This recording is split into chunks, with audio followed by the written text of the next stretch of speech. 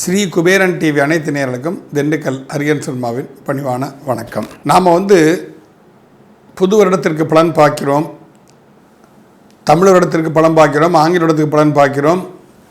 வருட கிரகங்களான சனி, குரு, ராகு, கேது இவை அனைத்திற்குமே பலன்களை பற்றி நாம் பேசிக்கொண்டு வருகிறோம்.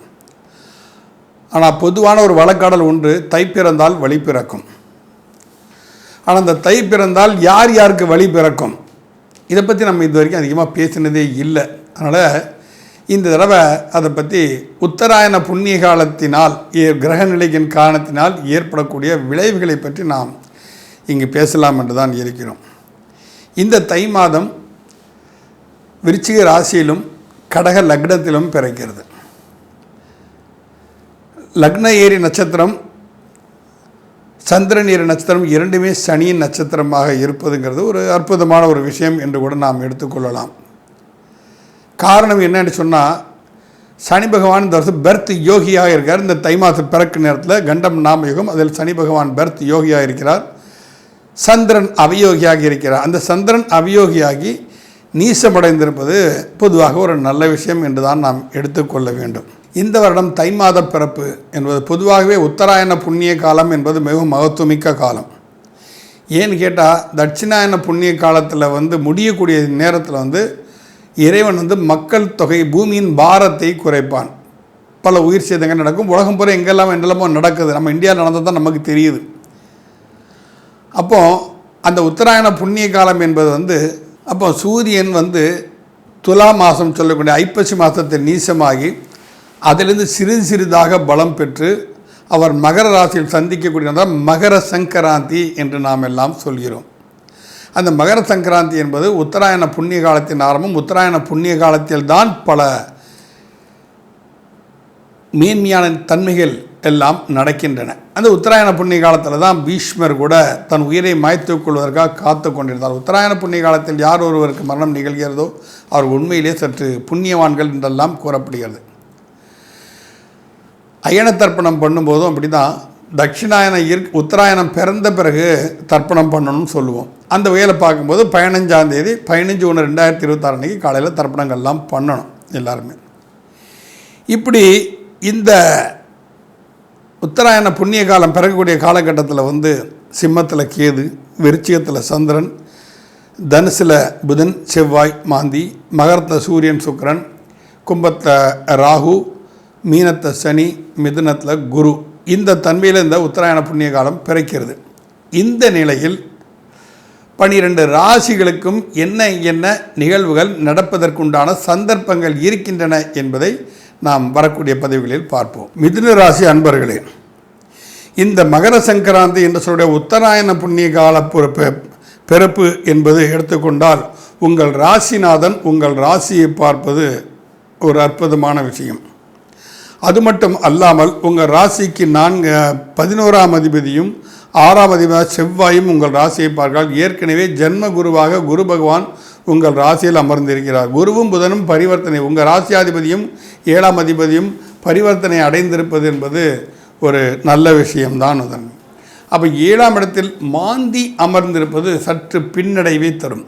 குடும்பத்தில் குழப்பங்கள், மனைவியோ கணவனோ நிச்சயமாக கருத்து வேறுபாடுகள் தோன்றத்தான் செய்யும். தான் என்ற எண்ணம் கண்டிப்பாக தலை தூக்கும். அதற்கு நீங்கள் வழி வகுத்துவிடக்கூடாது.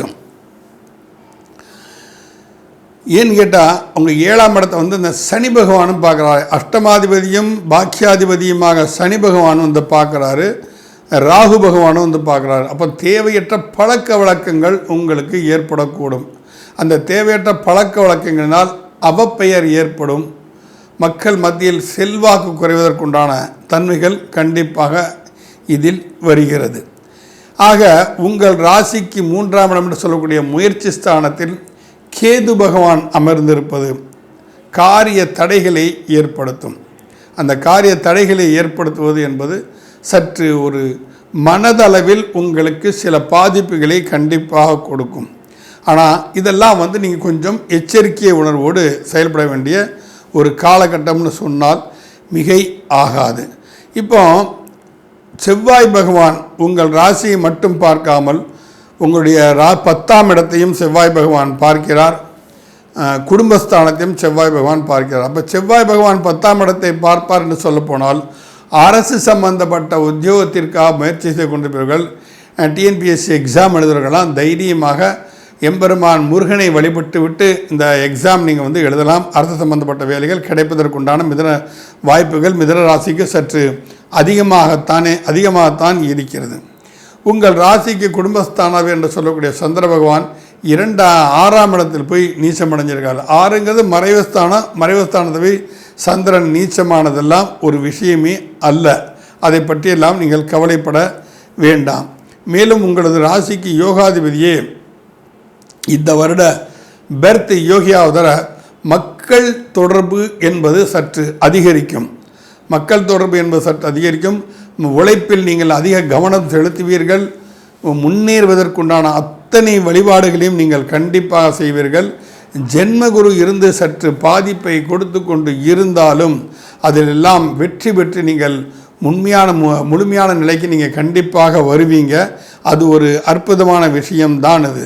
ஏன்னா உங்கள் ராசிக்கு 7ஆம் இடத்தை குரு பகவான் பார்க்குறது, திருமணம் என்பது கண்டிப்பாக நடக்கும். அந்த திருமணம் நடந்த பிறகும் நாள் பார்த்து முகூர்த்தத்தை குறியுங்கள்.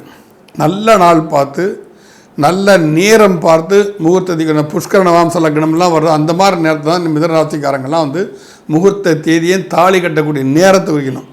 அந்த ஒரு குறிப்பிட்ட சில டைம், அந்த ஒரு 13 நிமிஷம் 20 வினாடினா அந்த 13 நிமிஷம் 20 வினாடிக்குள்ளே நீங்கள் தாலியை கட்டிடணும்.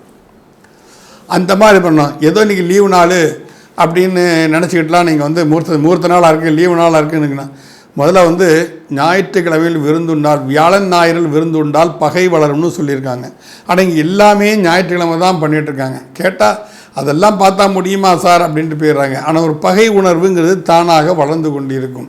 அப்போ அதிலெல்லாம் வந்து நீங்கள் கொஞ்சம் எச்சரிக்கையோடு இருக்க வேண்டிய ஒரு காலகட்டம் அப்படின்னு நம்ம வந்து சொல்லலாம். இதில் வந்து விநாயகர் வழிபாடு மிகவும் அற்புத நற்பலன்களை கண்டிப்பாக உங்களுக்கு கொடுக்கும். முடிந்தால் பிள்ளையார்பட்டி சென்று வாருங்கள். கேதுவுக்கு மிகப்பெரிய பிரீதி அந்த விநாயகர் தான், அதில் எந்த வித மாற்று கருத்தும் இல்லை. மேலும் உங்கள் லக்னத்திற்கு பஞ்சமாதிபதி என்று சொல்லக்கூடிய சுக்கிரன் 8ஆம் இடத்தில் போய் மறைந்திருக்கிறார். அது ஒரு ராஜகிரகம், பூர்வ புண்ணிய ஸ்தானாதிபதி. அப்போ பூர்வீக சொத்து விஷயத்தில் ஏதாவது பிரச்சனை இருந்தால் இப்பொழுது நீங்கள் கை வைக்க வேண்டாம். அதற்கு இந்த கிரகங்கள் மாறுபடும் தன்மையை பார்த்து நீங்கள் அதில் கை வைத்தினால் அந்த பூர்வ புண்ணிய சொத்துக்கள் உங்களை விட்டு போகாமல் இருக்கும். அஷ்டமஸ்தானத்தில் சூரியன் மறைவதும் அவ்வளவு சாதகம் அல்ல. பொதுவாகவே வந்து ஒளி கிரகங்கள் என்று சொல்லக்கூடிய சூரியன் சந்திரனும் வந்து மறையக்கூடாது. இங்கே சூரியனும் உங்கள் ராசிக்கு 8 நிமிடம் மறையிறான், சந்திரனும் வந்து நீச்சமாய் போய் உட்கார்ந்துருக்கிறார். இது ரெண்டும் சற்று உங்களுக்கு ஒரு பின்னடைவை கண்டிப்பாக தந்து கொண்டிருக்கும். ஆக உங்கள் 7ஆம் இடத்தை சனி பார்ப்பது, ராகு பார்ப்பது, குரு பார்ப்பது, இவை அனைத்து தன்மைகளும் ஒரு நல்ல விஷயத்தை தான் இங்கு காட்டுகின்றன. அதனால் வந்து நீங்கள் மிதுன ராசிக்காரங்களை வந்து தயக்கமே இல்லாமல் தன்னுடைய நித்திய கடமைகளை இங்கே தாராளமாக செய்யலாம். உங்களுக்கு திருமண பாக்கியம் நெருங்கி வந்து விட்டது, கண்டிப்பாக நடக்கும். அதற்கு நீங்கள் என்ன செய்யணும் அப்படின்னு சொன்னால், திருவேதிக்குடி அப்படின்னு சொல்லிட்டு ஒரு கிராமம், தஞ்சாவூர்லேருந்து திருவையாறு போகிற பாதையில் கண்டியூருங்கிற ஊருக்கு பக்கத்தில் அந்த கிராமம் இருக்குது. அந்த திருவேதிக்குடி கிராமத்தில் போய் நம்ம இவருடைய அங்கே கோயிலில் பூஜை பண்ணோட இந்த மாதிரி திருமணத்தில் நீங்கள் பூஜை பண்ணணும்னு சொன்னால் அவர் சில விஷயங்கள்லாம் சொல்லுவார். அதெல்லாம் வாங்கிட்டு வந்து கொடுத்தீங்கன்னா உங்களுக்கு கணித நற்பலங்கள் கண்டிப்பாக நடக்கும். நிச்சயமாக திருமணம் நல்ல முறையில் கைகூடும். மீண்டும் அடுத்த கடகராசியில் சந்திப்போம். நன்றி, வணக்கம்.